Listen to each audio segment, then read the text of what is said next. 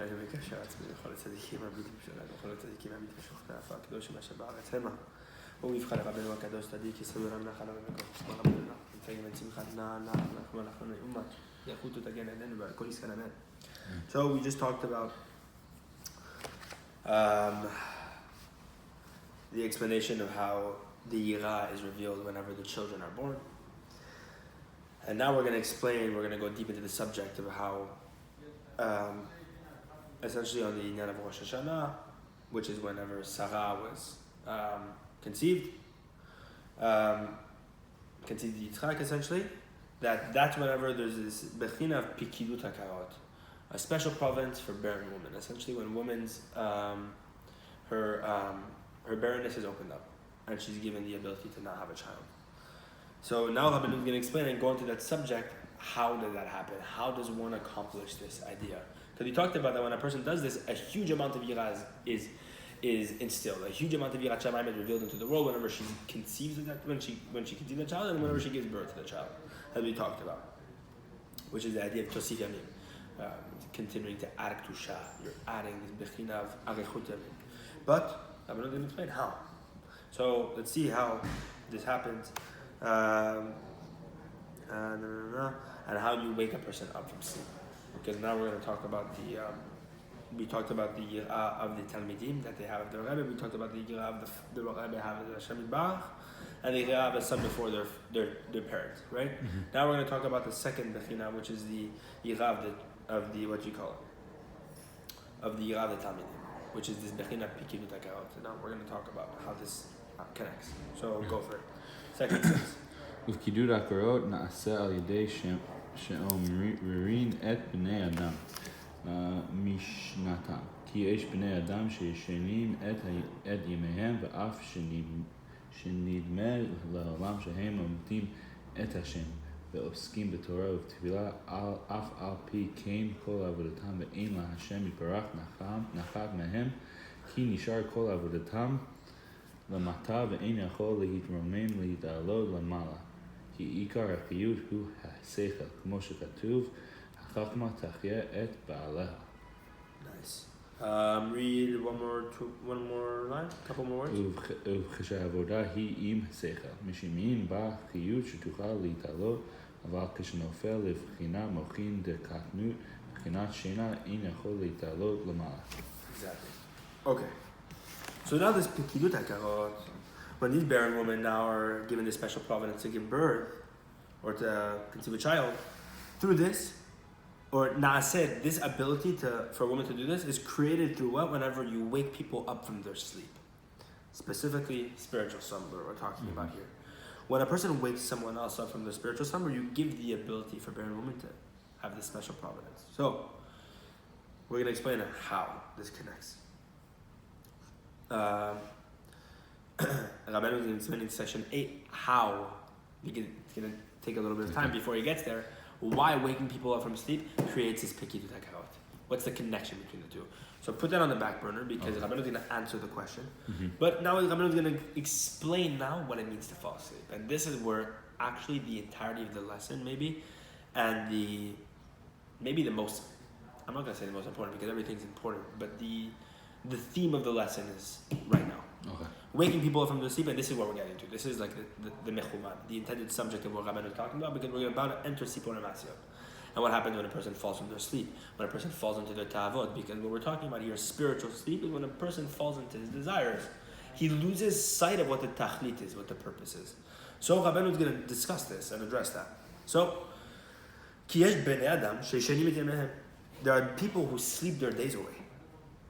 The opposite of arichut yamim, which means they lack yirat shamayim, they lack all the qualities we mentioned about.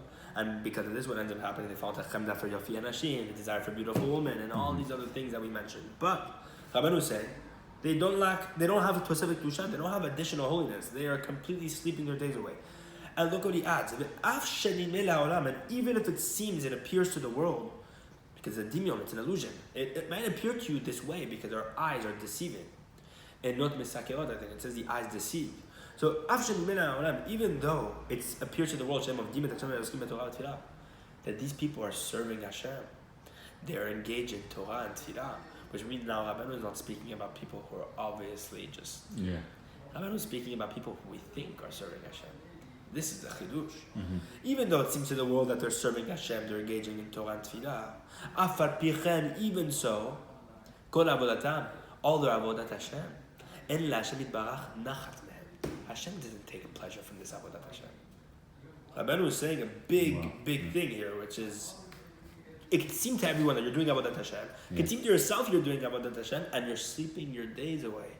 You're lacking consciousness. You're mochin dekatnut. You're constricted intelligence, constricted consciousness. You're not with Hashem.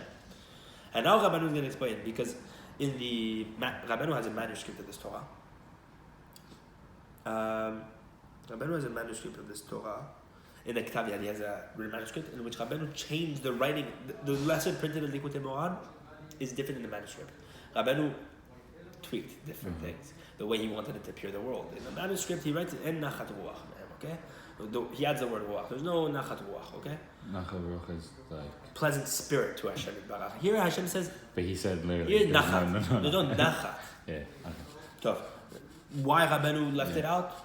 I'm not going to get into that because that means to be at the kavanah of what Rabbeinu says, and obviously I'm not capable of that, not even close.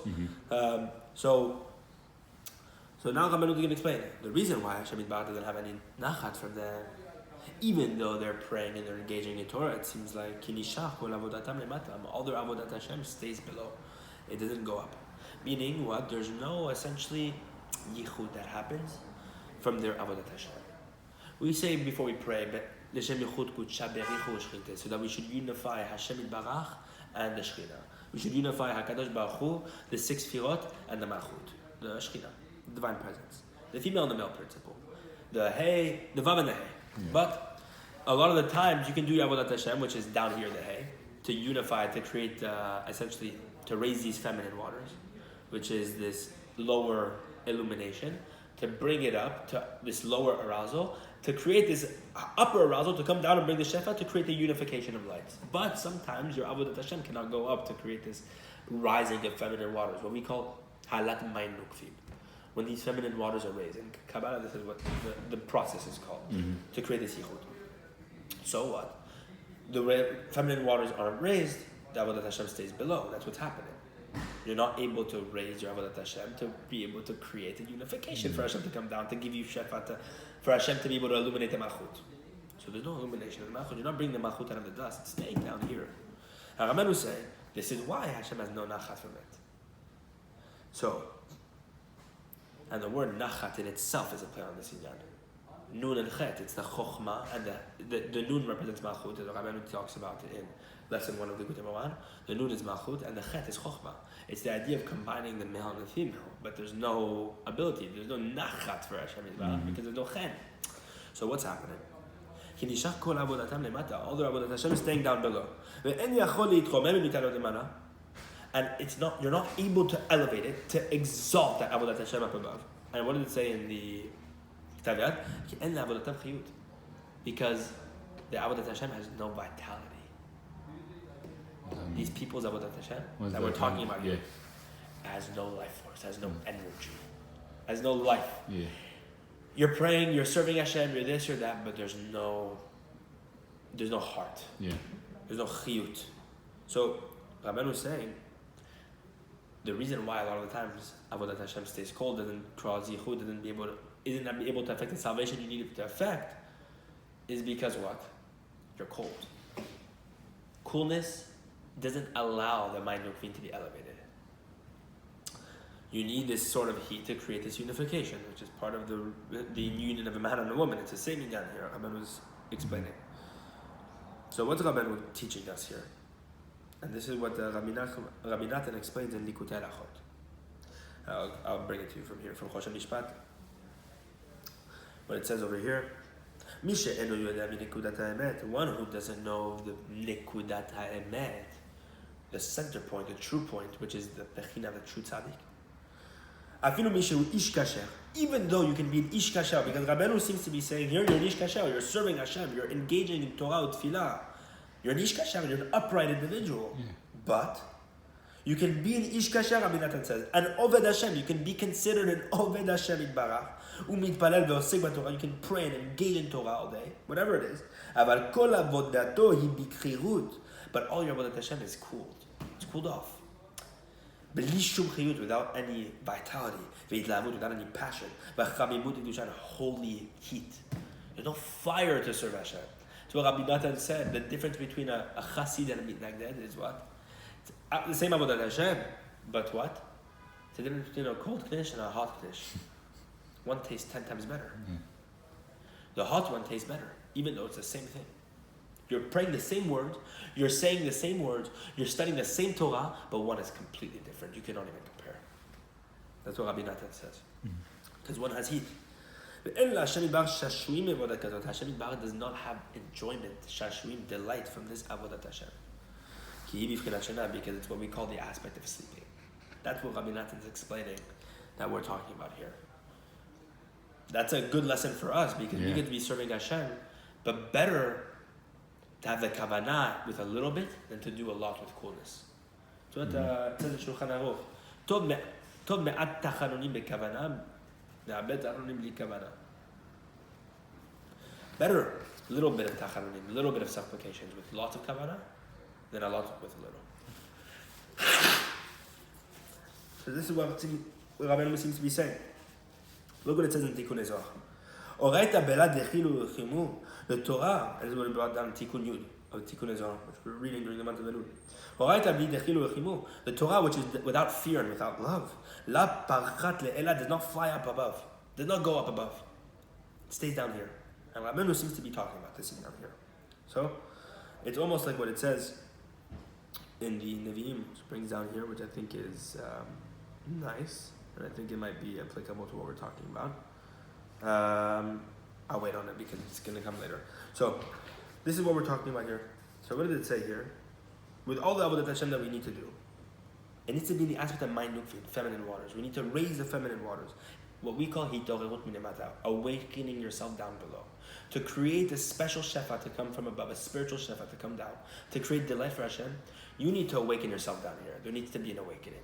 Mm-hmm. But even though you could seem to be studying a Gemara Betzah, it could be any Gemara, it could be any Torah, it could be any Halakha, it could be even Likutei Moharan, for God's sake. If you're not doing it with a certain chiyut, certain koach, which is Rabbeinu's first Torah and Likutei Moharan, lilmod Torah bechoach, to study Torah bechoach. When you do this, you create a chen. You create, you give strength to the malchut, the holy malchut, which is literally what we're talking about here, to elevate the mind of in the malchut. You cannot really bring Hashem delight, bring Hashem chen or nachat without it. So this is what we're talking about here. That we need to create a hitorot minamata, mind nukvin, lower feminine waters, the raising of the malchut. And through this you create a supernal union and you bring down shefa. אולם כשאין העבודה נעשית כתיקונה, היא אינה עולה למעלה להיות מים נוקבין. ולהישאר למטה ולא נעשה ייחוד להוריד שפע. But if it's not done properly, then that מים נוקבין cannot be raised. The עבודת Hashem stays down here. And that's what Rabbeinu is saying. That your עבודת Hashem is staying down. And therefore it cannot affect the salvation. It cannot bring the nachat that you need to Hashem Yitbarach. So now, it doesn't have עבודת Hashem yirat shamayim. כיכר החיות, okay, now Rabbeinu is explaining. What does chiyut mean? Ikar chiyut, the main aspect of chiyut, vitality, life force, of a person who has sechel is the intellect of an individual. Kemoshe Katuv, it says, the wisdom brings life to its owner, to its possessor. The person who owns wisdom has life, has vitality. Mm-hmm. Therefore, if you have chokhmah, if you have kavana when you do something, therefore you have chiyut. So the sechel determines the chiyut. Is your mind in it? Sometimes you could be, this happens to everyone, you know, we get cooled off because you study again at a Torah one day, but you're not there. Mm-hmm. Your wife is this, like, you have 1,000 things, your kids, you're sick, you're not there, your head's not there, you have 1,000 problems at work, and it's normal, this happens. But because your sechel is not there, it's cooled off. It's cooled off. That's what Rabbeinu is saying, when your mind is somewhere, that's whenever it has chiyut, because that's where the chiyut is, in the sechel. So what does it say? When the avodah Hashem masechah, and therefore when your avodat Hashem is paired with your intellect, meaning the ma'aseh is paired with the chokhmah, with the kavanah, you create, you put a chiyut, You charge the Avodat Hashem that you're doing with a chiyut, with a vitality, with an energy that's able to elevate the Avodat Hashem so that it doesn't stay down here. And this is the same thing before you pray. Rabbeinu was very big on, before you do Hitbodedut, think for an hour. He said, if you have the ability to have extra time to do Hitbodedut, he says, he told us, he says this in Sichot Aran, I would like for you guys to think an hour before you even speak in Hitbodedut. Because the thought is the preparation. It's the chiyut that you're providing into the word. Now, sometimes we don't have that luxury, you know? You have to have a certain amount of yeshuva da'at and compose the intellect to be able to say, I'm going to sit for an hour and then speak for an hour. Exactly, then do it. But you need to at least have some sort of preparation with the mind. Throw off the phone, put away the things that are distracting, and put the intellect somewhere. Even you steal 10 minutes from work, you're not at work anymore. You're in the Likutei Tefillot that you're reading, whatever it might be. So that now it can elevate itself. So now the Avodat Hashem has chiyut, it has ahava, has yirat shamayim. And it's not done from out of keriut, coldness, which happens out of habit. You know? But when a person falls into constricted consciousness, constricted intellect, which is what we call sleep, spiritual sleep, meaning that you're doing Avodat Hashem without any secha, it's just common habit. There's that. There's no chiyut, and yachol leitalot lemala. The Avodat Hashem is not able to go up. Your Torah, your mitzvot, your tefillah. Okay. ויש שנפלו לבחינת שינה על ידי תאוות ומעשים רעים, ויש שהם אנשים כשרים ויפים, רק שנפלתם הוא על ידי אכילה. כי לפעמים כשאוכל אדם מאכל שלא נתברר עדיין למאכל אדם, על ידי זה נופל מחול לבחינת שינה. כי כמו שבגשמיות יש מאכלים שמרבים שינה ויש שמעטים שינה, כמו כן ברחמיות יש מאכלים שלא נתבררו שמעפילים לבכות שינה. Okay. And there's many aspects in this. Okay? There are those who have fallen into the category of sleep. Through evil lusts, evil actions. Okay? Which causes the coolness in a person, makes a person fall from his Avodat Hashem, Yirat Shamayim, makes a person fall into sadness, God forbid, which is the worst. You know, that's the coolness. The sadness is determined by your coolness. How cold are you? So, your Avodat Hashem is lacking sechel chiyut. You're in an aspect of sleep. And there are people who are kashel, they're beautiful people. The Avodat Hashem might even be. Sometimes their fall comes. Rabbeinu is explaining different categories of what we call sleep. But the sleep is nonetheless the same in the sense that your Avodat Hashem has no chiyut and therefore it cannot rise. It cannot elevate itself. But there are also upright people. Some people are sleeping, they have ta'avot, they're in their desires, okay? And this is everyone more or less until you become a tzaddik, until you get that. And then there's people who are actually upright individuals who are completely removed from evil to a certain degree, that they're upright, but they fall. And how do they fall? Through food. And Rabbeinu is now going to enter what we are going to call the nefilah through tavat achila, the desire for food. Here Rabbeinu is speaking about all the tavat here. He starts with tavat mamon. He starts with the idea of breaking your desire for money. We talk about how to include the three kadei yira, the three pillars of fear within the three aspects of business, to make sure that your money is biktusha ta'ora, that your money is only used for the wife, or for tzedakah, or for hitbonenut that we talked about. Rabbeinu also talks about this desire for women, this desire for this evil act also, because we talk about how a person becomes crazy whenever his oils are dried up. And what are the lungs responsible for? To cool off the heat of the heart, because the heat of the heart will burn all the fats of the body, therefore preventing your brain from receiving the oils necessary to light up into hitbonenut. So what ends up happening? God forbid, a person he damages the Brit Kodesh, or his desires of his heart aren't tamed. What ends up happening is you drive the moisture of the body, therefore making you meshuga, fall into craziness. That was the second thing we talked about, tavat niyuf, desire for sexual immorality. And this coveting for beautiful women, God forbid. And then we talk about now the third tava, because these are the three main tavot, and we all speak about. These are the three main desires: tava for food, tava for money, and tava for women. Now we're talking about the tava for food. And when a person falls into this, what we call ta'avat achila, when a person falls to his desire for eating, for food, he falls into an aspect of shena, sleep, spiritual sleep. So what does that mean?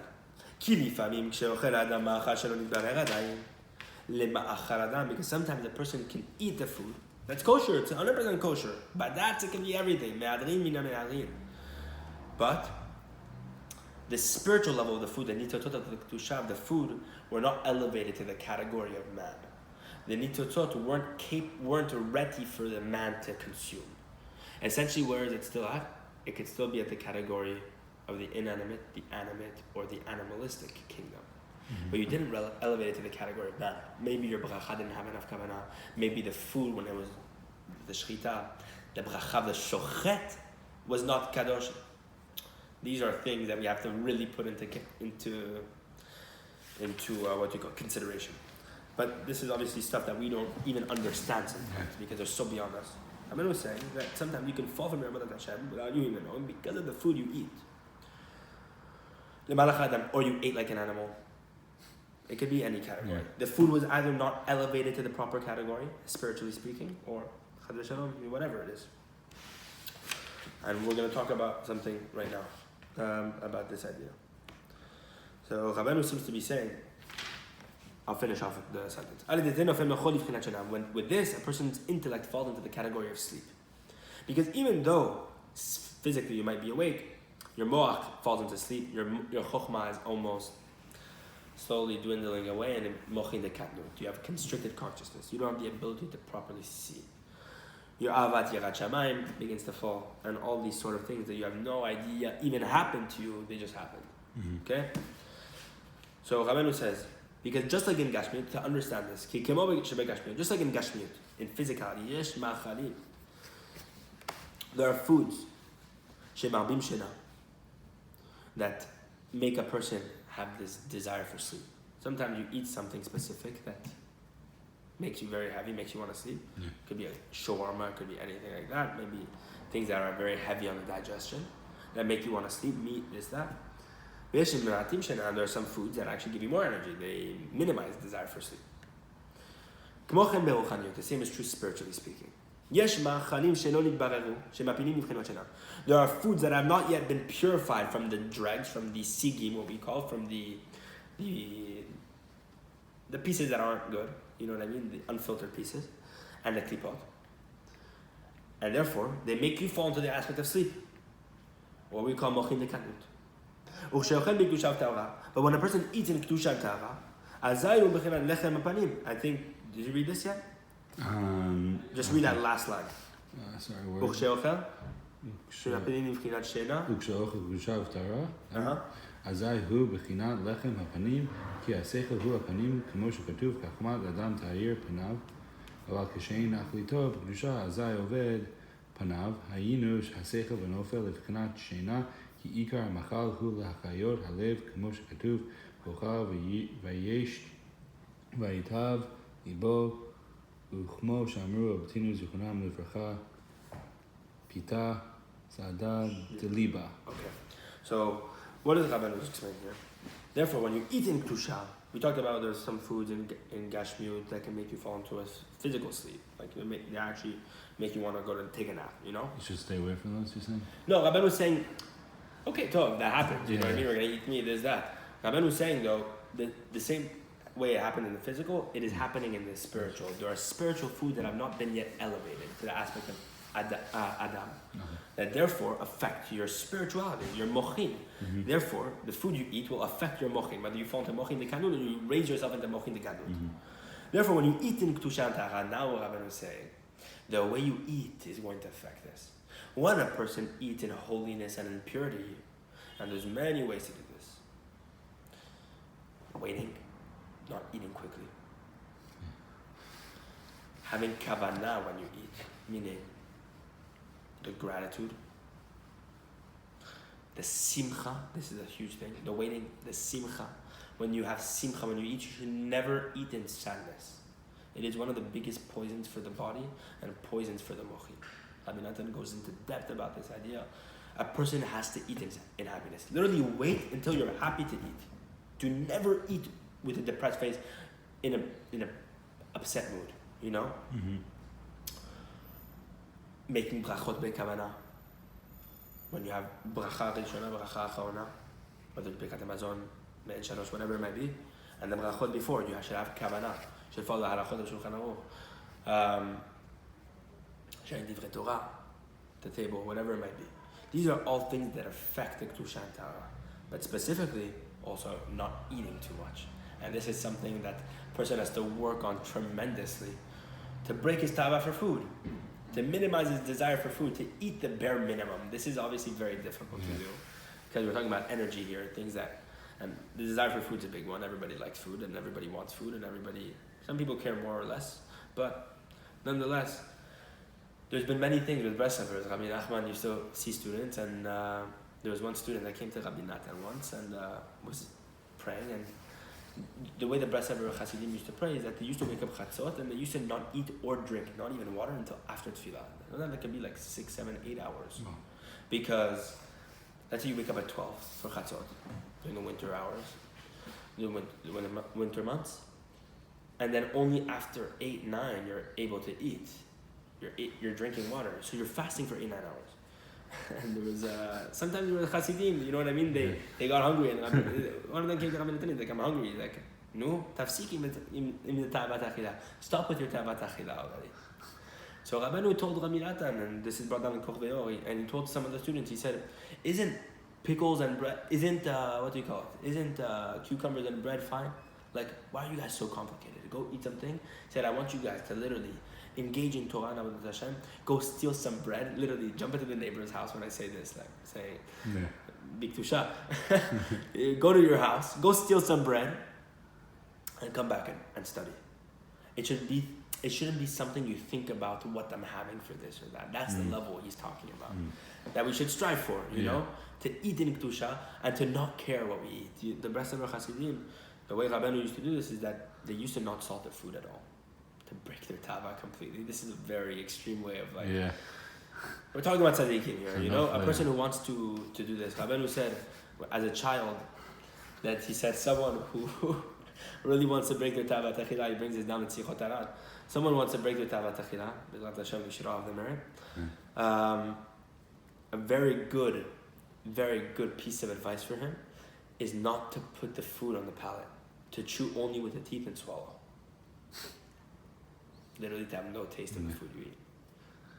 Rabbeinu got to the point where he said he was so disgusted by the food he ate because he saw what came out of it, what came out of the digestion and everything, that he couldn't eat. He had to remind his attendant to eat.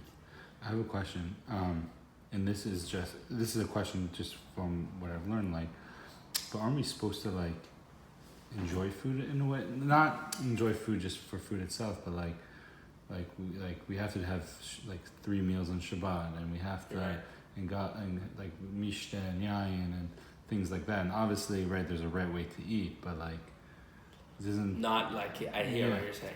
So that obviously this is a very different level. So that's why it's very different. The way I'm speaking right now, I'm telling you the madrigot of tzaddikim, but I'm saying that from a way of it seems like miserable thing. Rabbeinu is not saying, no, like, do this, I want you guys to be at, like, you know what I mean? I want you guys to do this to have no enjoyment from your food. Mm-hmm. No. He's saying, I want you guys to increase your da'at, your tefillot, to get to the madriga where you guys are like this. Mm-hmm. To get to the madriga where it doesn't affect you anymore. Rabbi Yisrael Kalduna used to eat bread and tea only. And one night after hours, he got lost in the forest with Rabbi Yisrael David Saba. He got lost, and they spent maybe 12 hours in the forest because there was a huge storm that happened. They couldn't get out. This mud was extremely deep, and they literally been walking for hours on hours on hours from the sunrise to sunset until late in the night, until they found a neighbor's home, some random home, where they found shelter. And Rabbi Yisrael Kaduna goes to bed late at night. 30 minutes later, wakes up for Chatzot. And Rabbi Yisrael literally sees Rabbi Yisrael Kaduna, Saba Yisrael, sees Rabbi Yisrael Kaduna, his teacher, staying on the table in this guest's home, who had invited them nicely in. At 1 a.m. in the morning, after 30 minutes, after exhausting day, they cannot move their legs. He sees them on the table, doing tikkun chatzot with Yitorerut. And Saba couldn't even get out of his bed. He just looked and was mesmerized. Until the morning, when the morning happened, the morning came, the Balabait told Rabbi Yisrael Kaduna, Rabbi Yisrael, I prepared for you guys entire breakfast. After that, prayed. And Rabbi Yisrael Kaduna sees the table, it's filled with like cheese, olives, this, that, a crazy breakfast. He looked at it, he said, I can't eat. I will need bread and tea. Rabbi Yisrael Dovidasa thought he was going to get a cheat meal. Yeah. And here you have Rabbi Yisrael Kaduna sticking to that because that's what brings him simcha. It's almost like these tzaddikim, it's not almost, I'm telling you, this is the way it is. These tzaddikim, they got to the madriga where they tasted all the foods in their bread and water. It's what we call man. Okay. You see what I'm saying? Yeah, it's not to like inflict pain. They got to the madriga. It's really just to be specific. Exactly. So you know what it is?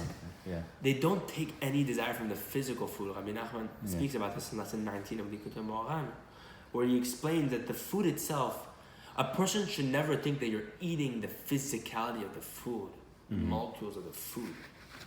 You're eating the nitzotzot, which give you vitality. You're eating the letters behind the food. When you eat chicken, you're eating ayin, vav, pei, you're eating off. These letters, ayin, vav, and pei, and the combinations they create within the chicken is what's giving you vitality. Rabban was saying these tzaddikim, when they eat, they've surpassed the madriga of eating the physical food. They're only eating the letters. Which is why these tzaddikim never felt the need to eat beyond just what the physicality of what they needed to eat to survive. Everything they sustained themselves off was the otiyot and nitzotzot. That's what we're talking about here. Yeah, okay. That meaning that their simcha comes from the nitzotzot of Kedusha. Now, Rabbeinu was saying, yes, even what Rabbeinu said, the food of Shabbat is kulo elokut, it's entirely godly. Yeah. Engage in the food of Shabbat, eat it b'kedusha. Now, it doesn't mean to fall into the tava. Yeah. Rabbeinu was saying, though, be besimcha with the soup that you're getting, with the lentils that you're getting on Shabbat, with the meat that you're getting, be pshitu, the way we are talking about, because that's the way we enjoy Shabbat. Yeah. Rabbeinu was saying, enjoy it according to your madriga, but also know there's that Yeah. that you have to strive for, because that's the ultimate simcha. Because you're not bound, you're not trapped by the illusion of the world that is what's giving you happiness. That plate of chicken, that plate of shawarma, that steak, that ribeye next door, all of that is an illusion to make you think that that's what brings you happiness. When really the tzaddikim are being sustained at a totally different level. Tzaddik ochel lesova nafsho. The tzaddik eats to satiate his neshama. And that's what gives him the ultimate simcha. It's not like he's doing that at a bitter level. It might be bitter whenever he's trying to break his tava. I think the Baba Sali hardly ate as well. They fasted from Shabbat to Shabbat. These tzaddikim. Rabbeinu used to fast from Shabbat to Shabbat. Now he said, do I wish that I didn't break my body in this fashion? He said, I wish I put more effort in Hitbodedut. He said, I wish I only did Hitbodedut. Because if I knew the power of Hitbodedut, I wouldn't have broken my body through fasting. Can you attain the madriga of breaking your tavot just through Hitbodedut? Absolutely, 100%. Rabbeinu is giving us a new derech here that the tzaddikim did not have access to. Rabbeinu wants us all to become tzaddikim murim, complete tzaddikim. But he's giving it to us in a way that's much more manageable. How do we do it? Nullifying our dat to the tzaddik. Because Rabbeinu is saying it's existing. The way the other tzaddikim used to do it, they are Kadosh the Baal Shem Tov. Even people that weren't engaged in the access of Rabbeinu's Torah, you could say the Baba Sala, people like this that broke their desires, you know? They didn't do it in the way that the Rabbeinu was advising us to do it. People like us, simple people like us, can get to the same madriga, dare say, if not higher, through the bitul to the tzaddik's chokhmah. Rabbeinu says, just the main way you want to attach yourself to tzaddik, the only way to do so, throw away what you think you know. I'm going to give you a new pathway. I'm going to lead you guys on a new way that is very ancient, very atik, it's very ancient, and it's completely brand new. That's what we're talking about, atik, right? Tikkun atik, the rectification of atik. It's the old one, but it's brand new. The cycle is constantly adding. It's arechot yamim. That's what we're talking about here. That's Rabbeinu's derech. He's showing us, okay, I can become tzaddikim through simcha, though. It's no longer through the sikufim, the mortification that we're talking about. The tzaddikim hundreds of years ago used to engage in. No. I want you to become a tzaddik through clapping and dancing. I want you to become a tzaddik through itbodedut. I want you to become a tzaddik through warm mikveh, not cold mikveh. Warm mikveh, Rabbeinu says. As Rabbeinu said, specifically not too cold. Yeah. See the derech here? Yeah. It's the, I'm going to make you be mitaken abrit through 10 mizmorei teilim, which no tzaddik in history even could get to the madriga to say that there's 10 teilim that could repair the brit. These are things we cannot even understand. But purposefully, I'm choosing not to understand. Mm-hmm. I'm going to throw away my sechel ma'chochma because Rabbeinu is saying I can become exactly like him as long as I follow his derech. And that's why there's someone called the Bresser Chassid today. Mm-hmm. Because Rabbeinu is saying you can become the biggest tzaddik possible, you can attain your ultimate potential. You can become a tzaddik gamur, completely rid of the desires of the world, engaging in avodat Hashem with simcha, eating from the letters of the food, not even from the food itself anymore. But how?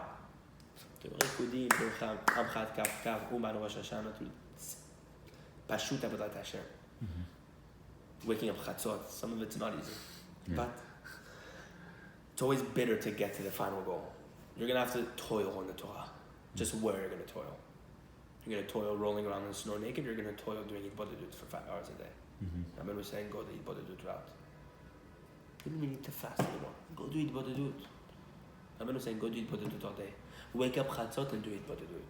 Until you literally break all your tavot and you get to the madriga tzaddik. That's how it's possible. That's how it's capable. I want you guys to yearn. When you fall, pick yourself back up. Start again. This is what Rabbeinu's avodat Hashem is, to get us there. And this is what he's saying. So you're right at a general level. It seems bitter. Yeah. You know what I mean? Rabbeinu used to swallow his food whole. His throat used to be completely swollen all the time. Rabbeinu said, I'll give you a thing. Chew your food. Just don't put it on the palate if you guys want to break your tablet. Rabbeinu, there was once... there's so many stories about this season of Tavat Achila. Rabbi Natan used to question whether he should take the next drink from his bowl of soup or not, to ask himself whether he needs it. That's what we're talking about here, you know what I mean? Yeah. Wow. When they do that, they're getting to the madriga. And obviously it's very difficult to do so without being bitter at the beginning. To filter out all the impurity requires bitterness. Salt removes the bitterness. So the salting at the beginning, the time when you're waiting and you're doing teshuvah, it's tough. But there's a time when you knock at the gates and you continue going, where you'll find a simcha at the end of it. Just believe that, know that you will be happy at the end of the line. It just takes a little bit of work to get there. That's our motivation a little bit, because it gets tough along the way, you know? But a person, just know that this exists. Eating tushan ta'ara, even eating to the point where we're talking about you're eating only from the nitzotzot of the food. This is a madriga, right? But Rabbeinu is saying at a simple level for us, maybe, when you eat in tushan ta'ara, you prevent your mochin from falling into sleep. You prevent your intellect from going to sleep. And then azai hu b'chinat lechem hapanim. Then you're in the aspect of lechem hapanim, the showbread, the showbread of the Beit HaMikdash, the bread that stayed warm from Shabbat to Shabbat, the bread that stayed fresh from Shabbat to Shabbat. What is it Rabbeinu saying here in the Ketavia? Meaning bread that brings you lechem hapanim, bread that brings you to the panim, to the face. What is the face? The sechel, the intellect. Bread that gives you the ability to elevate your intellect, not bread that decreases your intellect, that makes you fall into shame. That's what lechem hapanim is. Lechem that gives you the ability to have a true panim, the face of a man, which is by your intellect. Because the only difference between an animal and a man is his da'at. Ki ha-sechel hu hapanim, because the intellect is the face, Rabbeinu was saying. The intellect is the face, which is why if you want to see Rabbeinu's face today, we talk about in lesson 4 the idea of seeing in the face of the tzaddik. By attach yourself to the tzaddik, you need to see the face of the tzaddik. Is there a picture of? No, there's no picture of Rabbi Nachman. But Rabbeinu was saying, how do you do that? Because there's no picture, you're not seeing the tzaddik. Aside from going to the Keva, the main thing, the Papa Baruch Chochmah explains, studying the books of the tzaddik. Because the intellect of the tzaddik is his face. You'll see Rabbeinu through his Torah. That's how you see the face of a tzaddik. It says the wisdom of man illuminates his face. It is the wisdom that gives the panim a special panim. That gives the panim essentially. That gives your face its face. So what does it say? Meaning when you merit to eat for the intellect, through or with kavanah, with secha, with kedusha and tahara, your intellect is restored, and therefore you're in the aspect of panim. Lechem, your bread that you eat, is bifchinat panim, is in the aspect of face, meaning what? Intellect. But, so let me bring something from the Biur HaLikutim. Rabbi Avram, Rabbi Nachman, shelechem hapanim inyano achila b'kedusha. What is lechem hapanim? Eating in holiness. This is the idea of eating on Shabbat Kodesh. We talked about earlier, right? Eating on Shabbat, the food of Shabbat is elokut. Why? Why is that so? Because the food of Shabbat, the difference between the food of Shabbat and the food of the week is that the food of the week sustains the liver before the mind. Whereas the food of Shabbat sustains the mind, not the liver. That's what Rabbanu says to favor the neshama over the goof. The neshama which rests in the intellect over the goof is to fast sometimes. Because fasting essentially starves your liver and gives strength to the intellect. But Rabbanu says you can accomplish more through the eating of Shabbat than through fasting. But you really gotta eat like the enjoying of the eating. Yeah. But meaning when you eat, it's not how much you eat. It's the way you eat on Shabbat. Is it filled with simcha? Are you dancing and clapping at the table? Are you singing on Shabbat Kodesh? It's the simcha that you infuse within the food. Do you have kavanah in your Birkat Hamazon? Do you have kavanah in your Kiddush? All these things, are you eating slowly, with joy, or sharing Divrei Torah? These things are what's enhancing the food you eat on Shabbat. When you do that, you're able to accomplish more than fasting. So, Shekula Kodesh, the Achilat Shabbat is entirely holy, Rabbanu explains. Od yesh losi, there's also something to add. This is what the Biur HaLikutim brought down, right? And this is what we talked about here. So that's what they brought down.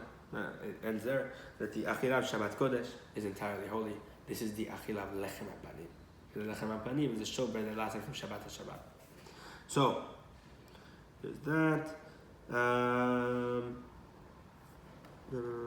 We also see this in Inyan Moshe Rabbeinu with regard to the Inyan of Chochmah. That what did it say over there? Vayara Aaron v'chol bnei Yisrael. And Aaron saw when Moshe brought down the Torah. And all the Jewish people, Aaron and all the Jewish people saw it, Moshe, they saw Moshe, the light of his face was shining. The skin of his face was shining. That's what we're talking about, the Ora Panim, the light of the face, which is the Chochmah. Because Moshe Rabbeinu had tremendous Chochmah through the Torah that he brought down. So what does it mean to eat sometime? Not miktusha. So there's two things, right? Sorry, my bad. There's two things here we're talking about with regard to the food. One, either the food itself is not purified to the proper level. Okay. Second thing is you're not eating in your holiness. These two things can affect your mind, whether it falls into shena or whether it doesn't fall into shena. When it's not purified to the category of man, and when you don't eat in tusha, that what? That you don't give proper kavanah to the brachot.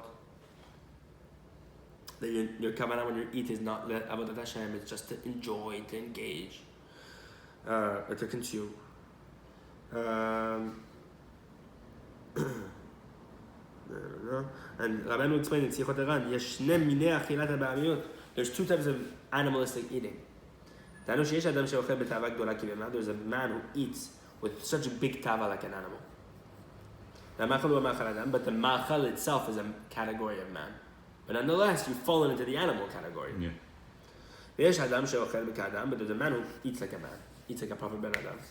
But the ma'achal itself is not in the category of man. But the food's not, you're saying? The food's not, yeah. Okay. Meaning the nitzotzot who have not been purified. That is. But how do you know if it's? That's what's very difficult. You never know. The bracha itself, the bracha has a huge part to play whether the nitzotzot are raised to the category. That's why eating meat from proper shechita is so important. There's so many things with regard to this. Have such an effect on the moach of the person eating it. Mm-hmm. To eat from proper hechsher, person is kadosh. This is very difficult to track down, but make a proper bracha when you eat before you eat. Mm-hmm. And also after. And there's, you know what I mean? Sometimes the food, the sparks of the food itself have not been purified to the point where they are fitting for a man, except they're still in the category of animal. So you can eat sometimes not l'shem shamayim, not for the avodat Hashem. You can eat kizolel v'soveh. You can eat like a person who doesn't have any restraint, you know, like Esav. It says also in the Gemara, or I think in Pirkei Avot, Im lo amar divrei Torah al hashulchan, if a person does not say divrei Torah on the shulchan, It's like really, really bad. exactly. She'achshav she'acham mizivchei metim, as if they ate from the sacrifices of the dead. Yeah. There's many things. The Zohar says there's no bracha on the table. There's plenty of things. Plenty of things. גם זה נחשב שהמאכל שאכל אינו ממורא למאכל עליהם ולתת החיות והאהבה והיראה שלו מבחינת רוחניות ומפילו לשינה. אוקיי, טוב. So where did we at? We ended, it was... I don't think I translated everything. Yeah, Peter said that, so let me get to yeah, that yeah. translation. אבל, כשאין אכילה בקדושה, therefore when you don't eat in holiness, not spiritually, when you don't eat in קדושה, אדם עובד פניו, you lose your face. רבנו is saying your sechel is taken away from you, your chokhmah is leaving you. Therefore, your panim is leaving you. You are no longer the same Adam anymore. Meaning, Rabbeinu is literally saying, you are no longer Ben Adam. You're no longer Ben Adam. Yeah. You lost your panim. Hanu, hasechel, you lost your intellect. You fall into what we call sleep, slumber. Now we're going to talk about that slumber is that when the mochin leaves you, and therefore you lose the light of the face. Why? When you eat achila and tava, or when a person falls into the aspect of sleep. Because the essence of food is to bring vitality to the heart. It says by Boaz, he ate, he drank, and his heart was good. Meaning the eating and his drinking was to make his heart good. וכמו שאמרו רבותינו אחד, החכמים say in the Midrash, בראשית רבה, פיתה סדה דליבה. Pita, bread, sustains the heart. Sada deliba is the sustenance of the heart. Meaning food is the main kavanah is to sustain the heart.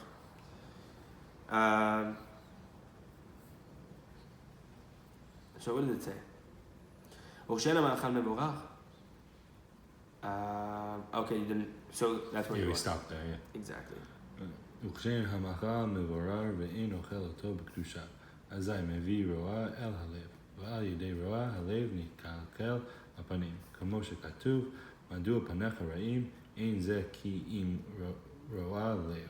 וכן להפך, בקשת הפנים, דהיינו שיחזור ויבקש פניו הוא תלוי בתיקון הלב, כמו שכתוב, לך אמר ליבי, בקשו פניי. חזק. So therefore, when the food is not purified, and therefore when you don't eat any kedusha, then you bring roa el halev, you bring evil to the heart. And through this evil in the heart now, nitkalkel hapanim, you damage the face, the sechel. כמו שכתוב, it says, by the Melech Paras, the Melech of Persia, the king of Persia, that he told the Navi Nehemiah that Nehemiah was bringing water and drinks and yain before the king. Madua panecha ra'im? Why is your face ra'im? Why do you have a bad, evil face? Enze ki imru alev. This is only because of the evil of the heart. So what is the king saying, essentially? Oh, the king said that? The king is saying this. But it's all hinting at Avodat Hashem here. What's the inyan here? Essentially, that he was telling him that you have in your heart a machshava ra'a, an evil thought. Rashi brings this down that the king was essentially accusing Nehemiah, saying that you put something in my drink. I know you, to try to poison me and kill me. Meaning what? Why are your face evil? Inze ela ro'a alev. Enze ki im ro'a alev. This is only the evil of the heart, meaning that the evil of the heart, the machshava ra'a in your heart, has affected your panim, and therefore I see that your panim has fallen. It's telling Nehemiah. Why? Because there was a roa in the lev in Nehemiah. So the roa in the lev in Nehemiah affected the heart, the face, which the melech saw, which the king saw. What does this mean down here? The same is true in the opposite. So just like we see that the roa of the lev damages the face, the light of the face, same is true here in the opposite side, on the good side. Bakashat panim, meaning to seek out the face, the intellect, to gain that sechel, what we call chokhmat adam teibanav, the wisdom of man lights up his face, to go after that thing, that category, that midah, meaning to go back and run after, to retrieve your face. after they've fallen, because you've fallen to Tavat Achila, to go back and retrieve that face which you've lost, Hu Taru B'Tikkun Halev, is dependent on rectifying the heart. You want to rectify that? Go to the source. And what's the source of the panim? It starts at the heart. Meaning what? To awaken your heart, and awaken your heart in this Bechina, where we're going to talk about Yirat Shamayim. Or to awaken your heart, it says in Tehillim, Lecha amar libi bakshufanai. To you my heart has said, seek out my countenance. What does that mean?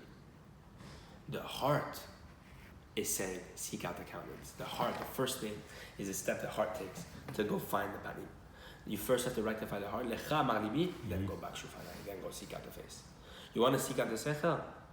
Lecha amar libi. Go to the heart first. So what's it saying? Through the tikkun of the lev, then you merit bakashat panim, then you merit seeking out the countenance, your face again. So what does this mean? When you awaken Yirat Shamayim in your heart, you break your tavat achila, and therefore now your ma'achal is eating in kedusha. You purify the food that you've eaten. Then your achila is in holiness. Then you merit or panim, which is chokhmah and secha, because when you eat in kedusha, you waken yourself up from sleep, which is what? You essentially get rid of the evil in the heart. You bring back your panim. You enter mochin gadlut, which rectifies the face. This is how you wake a person up from sleep. So, what did it say? Okay. What does Rabbeinu say?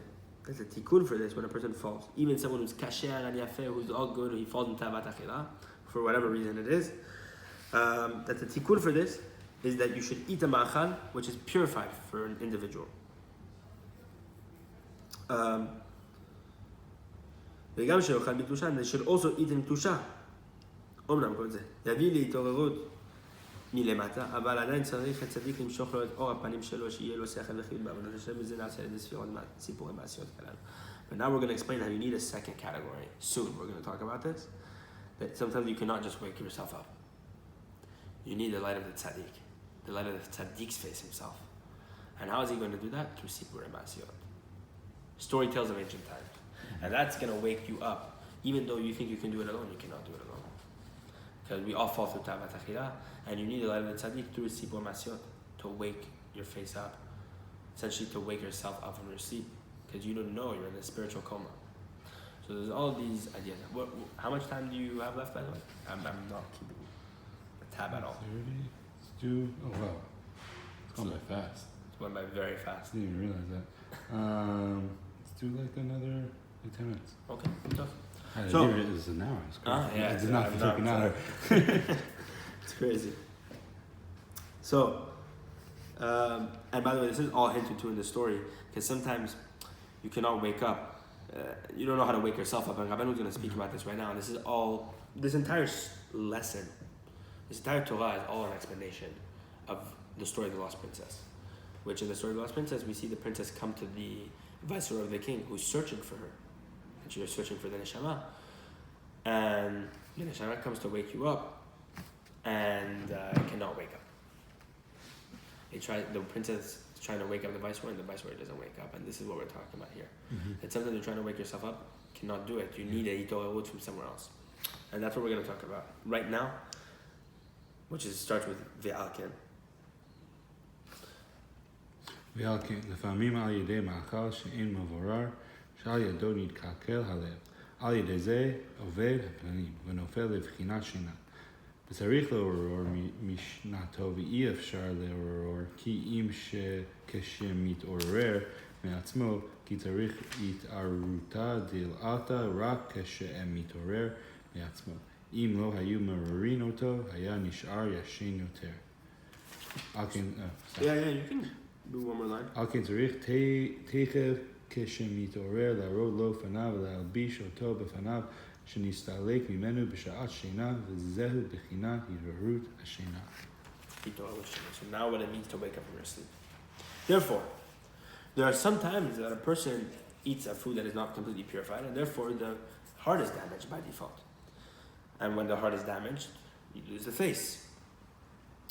And you fall into the aspect of what we call sleep. And a person needs to wake up from his sleep. So that you can wake up your intellect. to be in mochin dekalut and rectify your heart so that you don't lose your face. And then you can do your avodat Hashem, what we talked about with chiyut, with vitality, with sechel. But it's impossible for someone else to wake this man up unless he tries to wake himself up first. So you have to try first. You have to try. You have to do the itaruta diletata, this slower awakening. It's almost like what Rabbeinu says, or Rabbi Natan said in the Likutei Halachot, where he explains that the tzaddik, he can help any individual. Yeah. But as long as this individual decides to help himself, meaning as long as he settles in his head that he's going to put in the work. Yeah. Rabbeinu gives all these promises. It's like to get arousal from above, you sort of have to arousal from below first. Exactly. To get this upper help. Yeah. בדרך שהאדם רוצה ללך מוליכים אותו. In the way a person wants to go, they lead him. You have to start taking a direction first, though. It's the same thing here. It's impossible to awaken him through someone else.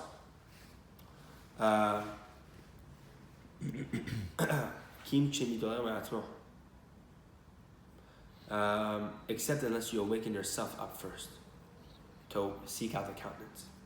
As we're talking about here, when you eat in Tusha, we talked about, right? Mm-hmm. So what is all this idea?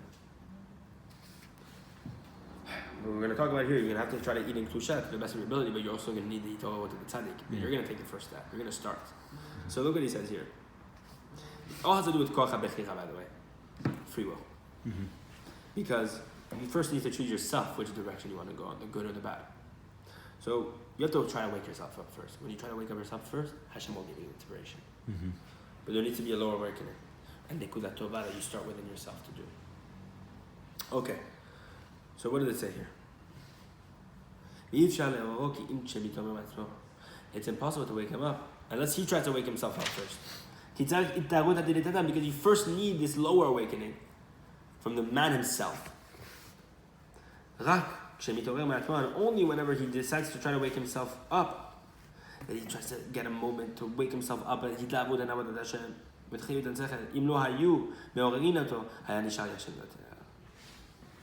but, however,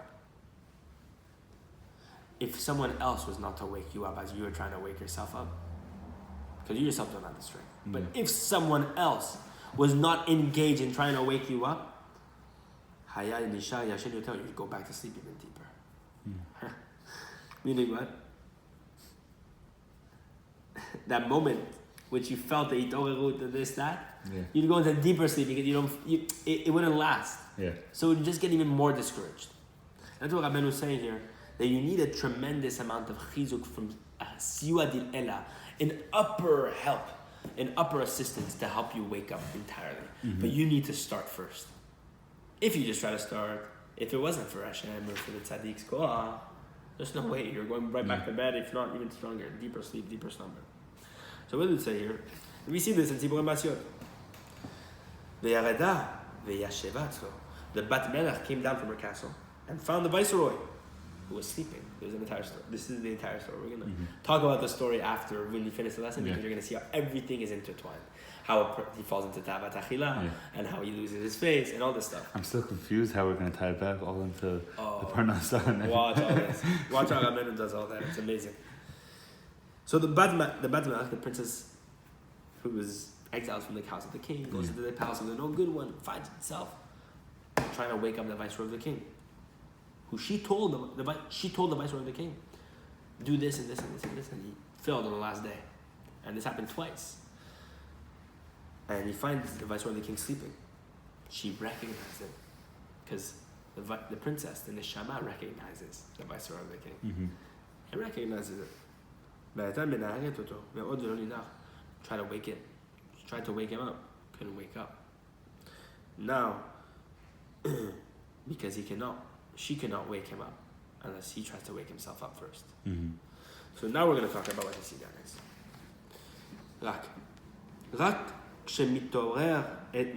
Only when he wakes himself up.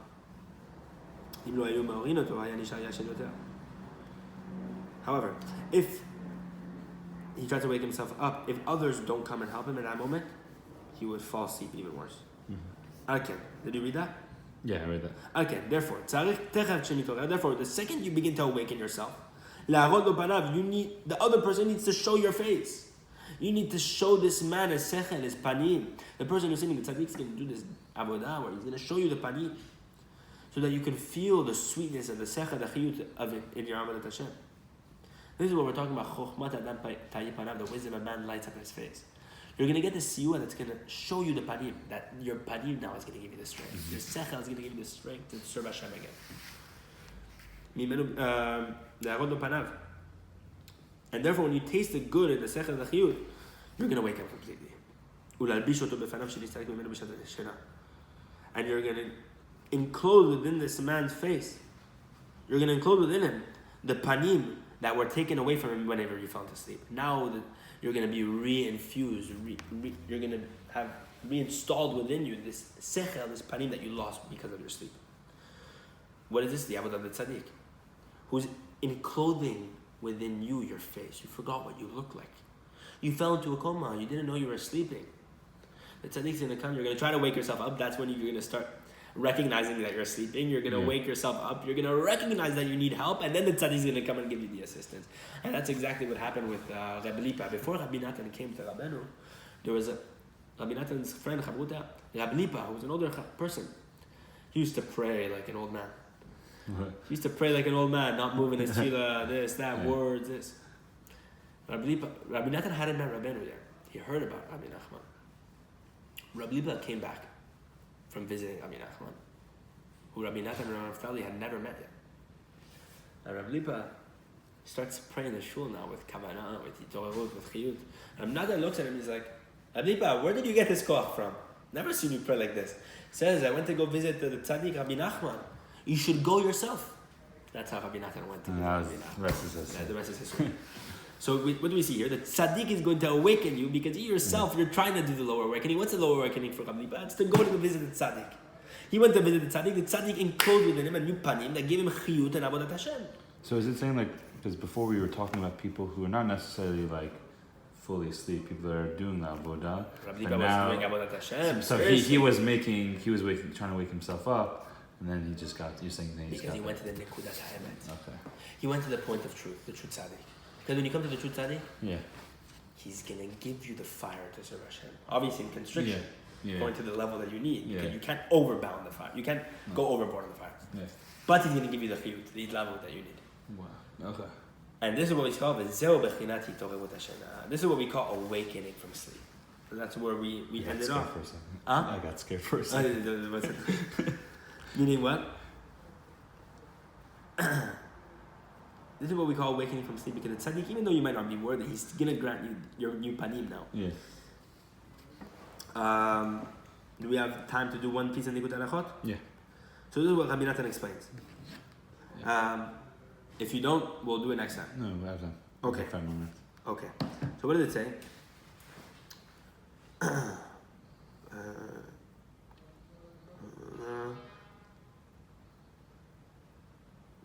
Therefore, you need a tzaddik. What do we say? Because the tzaddik is going to grab the person and awaken him, but awakening that is going to last.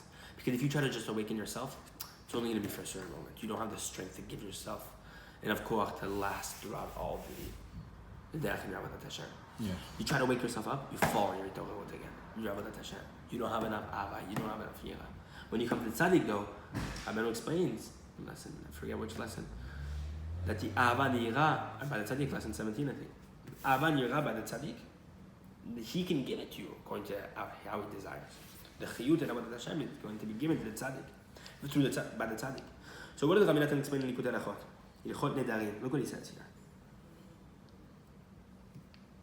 No. Because we're going to talk about Tzipor and Masyot. And this, I'll just give you the introduction here before we go. And this is the last piece. וזה לשונו.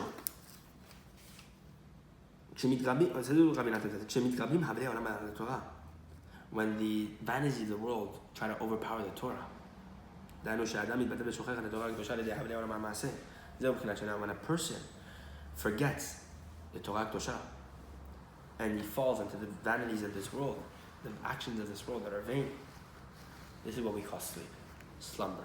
Shena. Now he's talking about the Shena. Because Rabbeinu talked about Shena Pirta Batachila, and it took some time about that. But he also talked about shena, sleep. Through Tavot and Masim Ra'im, we're all in the aspect of shena. Yeah. We're all sleeping. So, there's a shena. Same is true of the sleep and physicality. When the body gets heavy, you go to bed to recharge. And therefore your intellect leaves you. What's left with you? The strength of the imagination. You don't have intellect when you sleep. Dream. It's all the foods, the vapors of the food that rise to the mind, this, that. It's no intellect. Yeah. So, the same is true of the spiritual sleep we're talking about. Whenever these vanities of the world overpower the Torah within you, when you begin to forget what your purpose is. Okay, therefore, you need to awaken this man. This man who's sleeping needs to be awakened by what? Sipurei Masiot. Story tales, which we're going to talk about as the rectifications of Atik, which we started the lesson with. Yeah. We're going to go to that shoresh within the Keter right now. Because the true tzaddik, he knows the entire hidden Torah, all the hidden Torah, all the messages that Hashem is sending through every single word of the Torah, everything, within every single action of the world from the beginning until the end.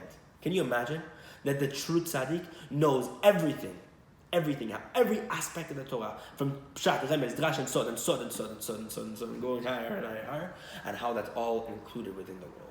Within even a simple conversation, two random strangers are having, a Pakistani person, and a person from Afghanistan are having across the room, how the tzaddik is able to understand what the Avodat Hashem is behind there, and what the Torah is behind there.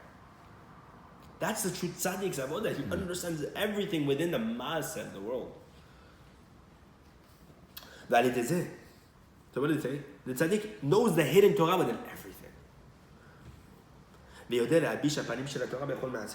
And he's able to enclose all the facets of the Torah, because there's Shivim Panim LaTorah, 70 facets of the Torah. Sometimes a person falls away from all 70 we're going to talk about. But he's able to enclose all the facets of the Torah within all the stories of the world. He's able to see everything.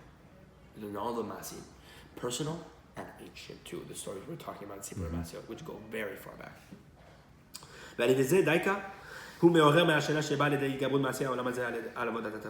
And through this specifically, he uses those stories, the stories he's telling, to wake you up from the story you've fallen into by falling into the hevel of this world, the vanities of this world, instead of going to the Torah. He's waking you up through stories, the same stories you fell into. You fell into the story of work, you fell into the story of this tava, you went to Rodeo Drive, you bought this thing, this story, this, and he's waking you up with totally different stories that you think, what are these stories? And you don't even need to understand them, he's waking you up. It's a teshuvah from the back. The tzaddik is doing it to you automatically. That's how strong and high the teshuvah is. It's an itaruta miletata. It's an upper awakening without you doing anything. All you're doing is reading the story. How amazing is that? Yeah. Because you're not doing anything, you don't deserve anything, and he's giving you the entire teshuvah. That's what we're talking about. He's giving you hitorerut mi'ashena, awakening from the sleep. Why? Because you gave power to the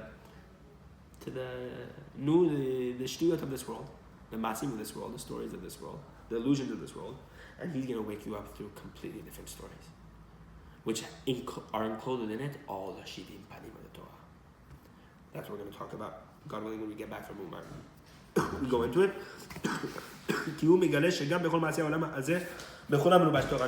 Because he's revealing, the tzaddik's able to show that within every story of this world, every aspect of this world, whatever it might be, he's able to show how the entire Torah, the wondrous Torah, is enclosed within that place. He's able to tell stories, Sipurei Masiot, of just random things. He's able to create stories and explain Avodat Hashem behind even the most mundane conversations of true tzaddik. And to enclose within the panim of the Torah. The beauty about Sipurei Masiot of ancient years is that they encompass all the Shivim Panim. Sometimes the Rabbeinu had stories. He was with a student. The student was speaking. He was speaking something random with the student, speaking about chess, this, that, and explained the Avodat Hashem behind everything, and showed his brother many times the stories that he's explaining, the Avodat Hashem that he's explaining behind the random stuff he's speaking about, the news of the town, the horses, this, and explaining the Avodat Hashem, how Maaseh Bereshit is within all that stuff, how Hashem's Torah is within all that stuff, the hidden Torah within all that. But then there's Sipur Masiot of ancient years. And that's when all the Torah is included there. Just by reading the story, the lost princess, the story of the simpleton. How many stories are there? 13. Of ancient years, the Rabbanon revealed 13. These 13 stories, which represent the 13 rectifications of Atik, which we started at the beginning of the Torah. Okay. So, last line. שעל ידי זה הוא מגלה שהתורה הקדושה מלמדת ונהנה מכל מעשי העולם הזה, ועל ידי זה מבטל השנה מהעולם שבא לידי התגברות מעשי העולם הזה על עבודת התורה. So he gets rid of the sleep that has fallen upon you through the actions of this world, through the Havlei Olam Hazeh, through the vanities of this world, by giving you the Torah hidden within his story. That's Sipur Masiot. And that's how he wakes people up. So you're saying you don't need, so you're saying you guys make a little effort and then the tzaddik will take care of everything else. Yeah, read the stories. Just read the stories. Read the stories. When you fall in your Avodat Hashem, read the Sipur Masiot. Even if you understand nothing. Yeah. The koach of the tzaddik is so strong. You can read them in English, it's like, Yeah. or you have to read them in his language. If you can read them in Hebrew and then you could go inside and study it, amazing. Read them in English. Yeah. Give the book in English to someone. Yeah. The big sugula we talked about, women who can't get pregnant, give them the book for Masio. Make them read. We're good to go.